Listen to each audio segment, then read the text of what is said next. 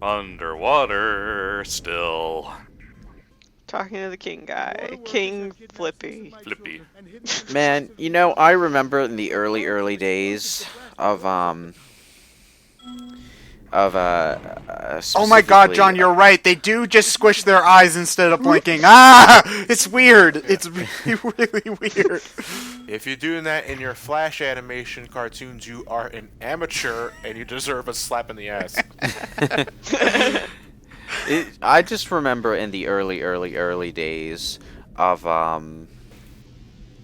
3D gaming, one of the most common things that I would see is, games just shoehorning in swimming sections for no apparent reason. Because there was an allure to to being able to freely move around in a 3D space. But not very many games had an excuse to have you fly, so they would have you swim instead. And it was easier to limit swimming than flying. Yeah. Yeah, because it makes more sense for you to be able to swim in things like caves or lakes or whatever, where you could have a clear boundary. Whereas when you fly, when you want the ability to fly, you want it in an open sky where you can feel like you can go anywhere, instead of being like, okay, you can fly underneath this dome where we can contain everywhere where you're supposed to go. Yeah. Yeah. Yeah, it's just like you would see a lot more games back then that tried, not necessarily succeeded, but tried to do this free roaming swimming kind of design for at least one of their levels. And that was something that you got. It was something that was standardized, I suppose, by Super Mario 64. And did Legend of Zelda do swimming as well? You had the water temple, which isn't. I mean, did they have a swimming system when you not swam? really. Not really. It You was sank just or sort of- not. You sank or you floated. well, Yeah. at the very least, in terms of Mario, swimming was something that was around since the original Super Mario Brothers. So Yeah, I know. It's a It was just tradition. like the way swimming worked was standardized by Super Mario 64, and you could really see that in in games that came after, like this. This is just kind of a slightly less cumbersome version of the Super Mario 64 swimming system, and there was also Tomb Raider. Tomb Raider did a lot of swimming as well, although swimming in Tomb Raider was fucking nerve-wracking. Because Your air meter? well, yeah, you had to worry about breathing, but because of the way Lara Croft controlled in Retro Tomb Raider, you also had you also had like really obvious tank controls underwater, just like you would on ground actually, but because you had those obvious cumbersome tank controls where you had to meticulously position yourself before going forward, the air meter felt goddamn claustrophobic at times. Yeah. Not to mention, off the top of my head, it's been a while since I did Classic Tomb Raider, but the corridors you slammed through were. You're talking about the air meter making yourself feel claustrophobic. The level design, hell, was claustrophobic, and you had to search for air pockets constantly Yeah. to stay alive. Yeah. And then you find one, and you just want to call up the colonel and tell him you've managed to avoid drowning. Yeah. Then they never answer the call. You wonder why. I'd be very interested in a classic Tomb Raider commentary. I'd be First interested two in games, I it, have but I'm no also memory of terrified the of being the one to actually record it because I can do the first one. I played a lot of that one. yeah, it's like classic Tomb Raider, specifically classic Tomb Raider, not Tomb Raider Anniversary, which controls a lot more freeform. Classic Tomb Raider is an extremely easy game to fuck up in. Like, you get one of your jumps off center a little, and you might not quite catch the ledge, and then you fall to your death. Like we do a commentary on Classic Tomb Raider. I want to keep a count on how many times we bring up the game's graphics. Just as a side counter to how many times Lewis mentions Devil May Cry. Ding. Well, Tomb Raider 2 and Tomb Raider 3 looked fine. by PlayStation. Yes, they do. PlayStation 1 But standards. one looks like one. Yeah. Well, you know, for some reason, when Tomb Raider Anniversary decided to bring in the classic Tomb Raider model as a character skin, they used the Tomb Raider 1 model instead of the 2 or 3 models. And yeah, I got to revisit how primitive it looks. It's like We are the Super Spyro. Oh no. oh, Oh, here somehow we go. got that. Yeah. I That was remember a this typo. being very finicky. The control first looks round's very jerky. Yeah. yeah, the first round's okay. The second round is much more difficult. Going back to old He games found it when in they one of had- his flippers. Oh, okay, so I needed to, Why didn't you give it to the professor? or me. Like I was just talking to you, and you're just like, "Oh, tame my pet manta ray."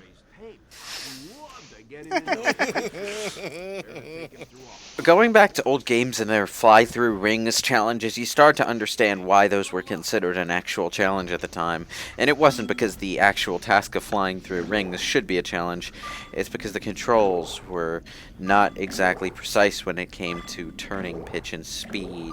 The challenge was migrating to the third dimension. Yeah. Not so much of a challenge nowadays. I mean, you can just see by looking at this, like whenever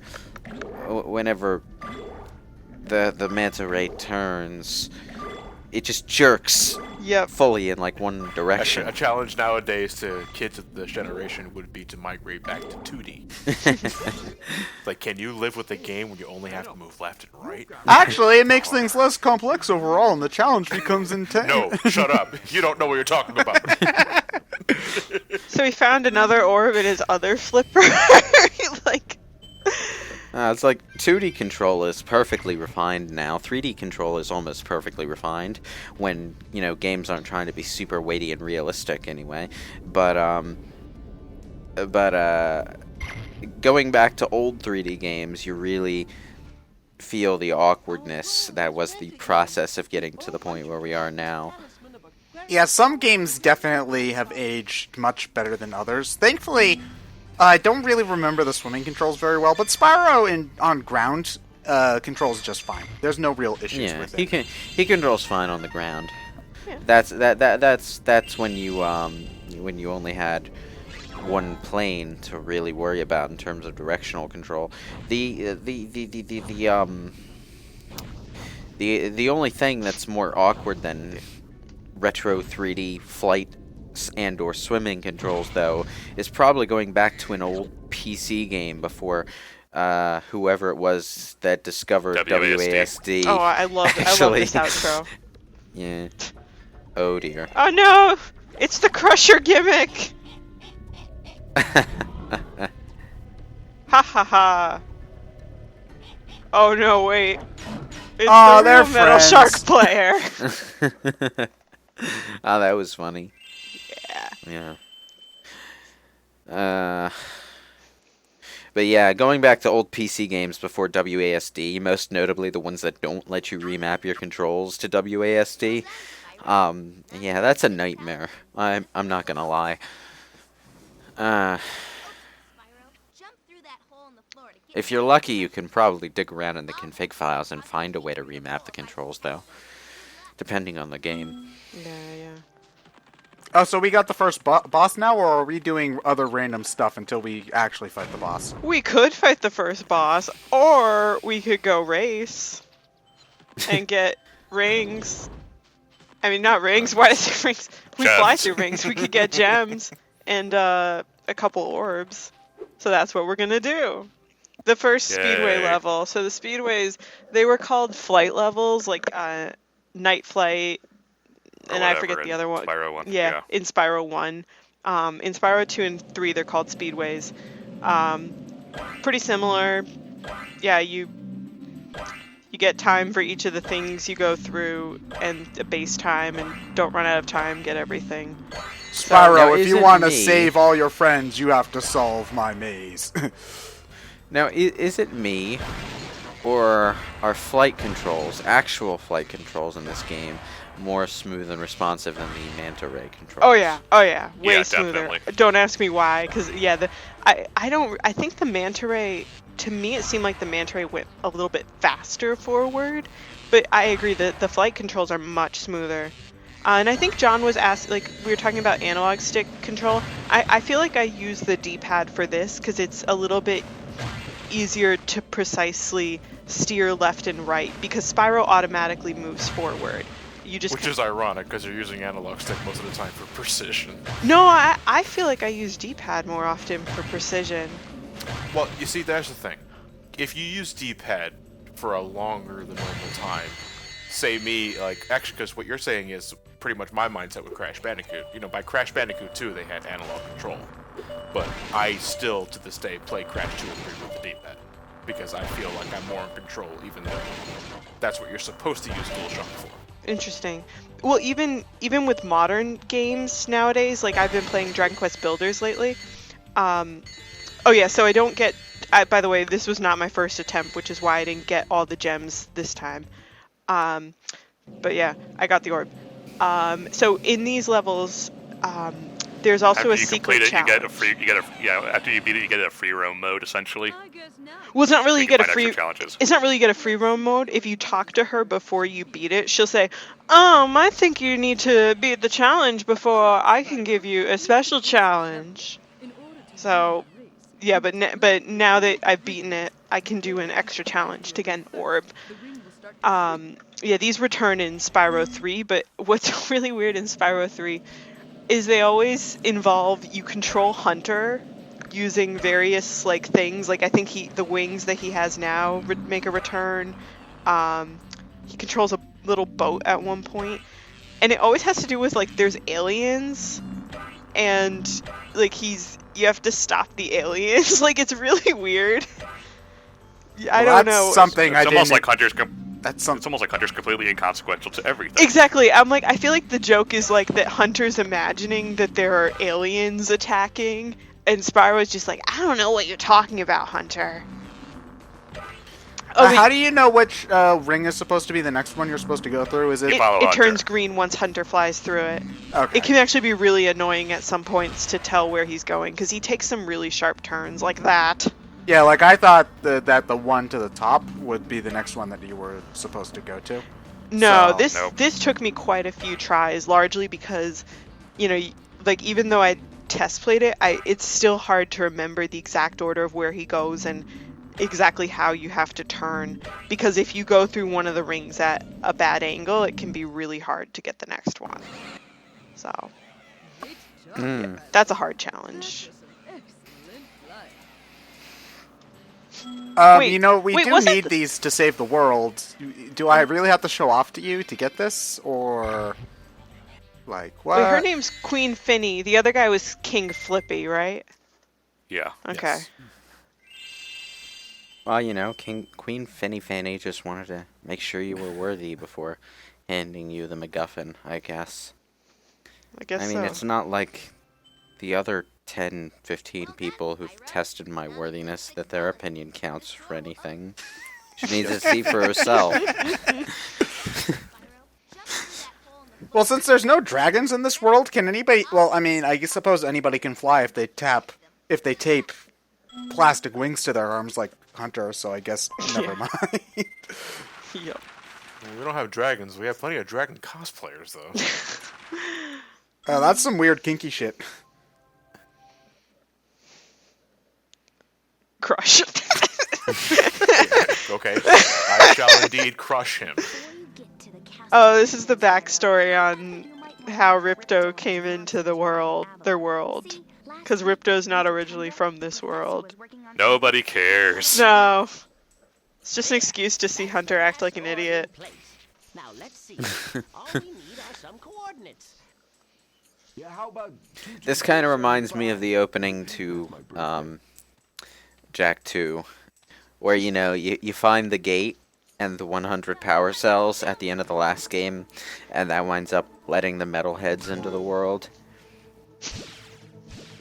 Oh, he's adorable.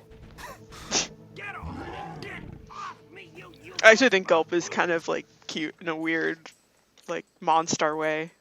why can't either? You. So, like, was Ripto evil in his previous world or something? Yeah. Yeah. It's unclear, He's- but that's the implication. He's just evil. Yeah. No Yeah, I always got the impression he came from a world where there were dragons and he was evil, but the dragons kind of kept him from, like, being an evil mastermind or ruler. Yeah. And then, they kept him in check. yeah. Yeah, but his minions are all dragons, though. Oh no! Audio. He's telling him to smash it, and Crush is very confused and makes sad eyes. I'm surprised that the game doesn't straight up crash when the audio No, doesn't play. Audio is usually the first to go, and when it comes to any sort of fuck up. It's just, well, here's the thing. A lot of crashes in games, like, for example, the original Paper Mario, if there isn't a valid file to play for animations, the game will crash a lot of the time. So I'm surprised that if there isn't a valid audio file to play due to a scratch or a smudge, that the game just keeps on going without it. Like, you can say, okay. It may be the difference of how a game runs on a CD compared to how a game Well, runs a lot of the time when that happens, the game will think that it's found an audio file, and that audio file will be silence.